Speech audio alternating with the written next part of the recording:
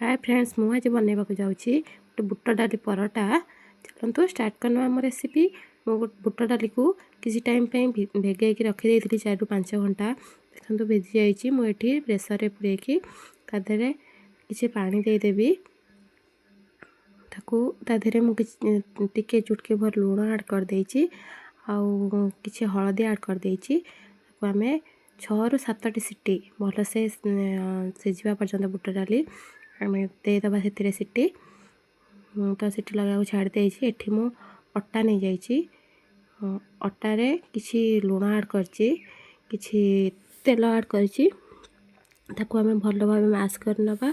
आपण एथिरे अधा अटा आ अधा मैदा नहीं भी करें सेटा भी बहुत भल होता है किंतु मु आज अटारे बनाऊँगी एटा भी गोटे अलग मेथड रो।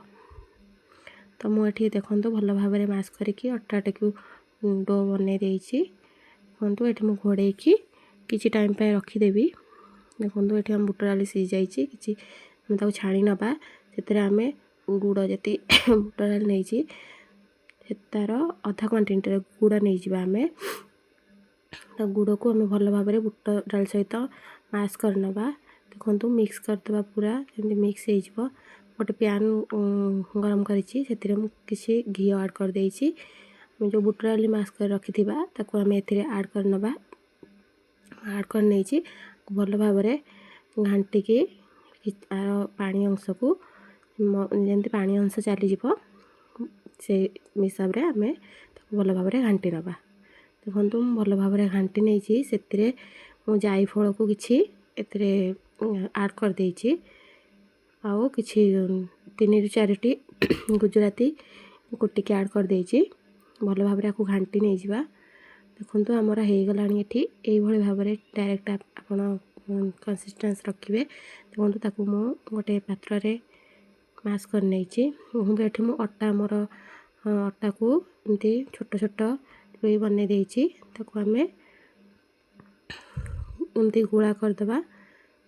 देखो गुड़ा हो जाइए जो आमर रखी आम जनताटा बुट डाली ताकू आम ये भाव गोल करके आम आपको एमती प्रस्तुत करवा। अटा को अटा गुड़े आम रखि बुट डाली जंतन को देदबा ताकू आम एमती कवर करनवा। तो भल भाव एमती कवर करनवा।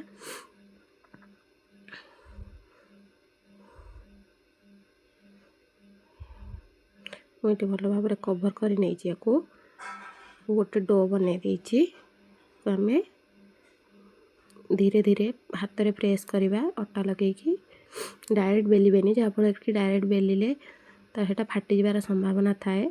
साइड साइड सब आम हाथ में प्रथम प्रेस करिया भल भाव प्रेस करवा प्रेस कर सारा पर ताको आम धीरे धीरे बेलना काठी सहित बेलिबा।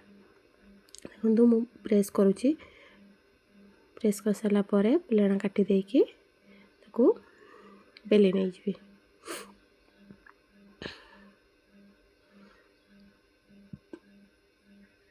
धीरे धीरे आम ये बेलिबा आम ये अटारे करचे तो ये फाटिबार संभावना थाए जदि आप गहम अटा सहित मैदा आड करेंगे तार फाटिबार एत संभावना रही भल भाव हम। देखो ये मु पैन गरम करके दे देछि आमर रुटीटा को तादे घी एथरे आड करछि आप तेल घी बदल तेल आड करें घी ये रेसिपीटी बहुत टेस्ट आसता है।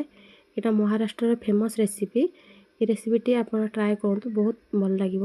देखो आम गोटे साइड हो गला आ गोटे साइड आम हवा दबा यहाँ आप करी 3-4 दिन पर्यंत रखिपारे ट्रेन में भी ट्रावेलिंग नहीं पारे।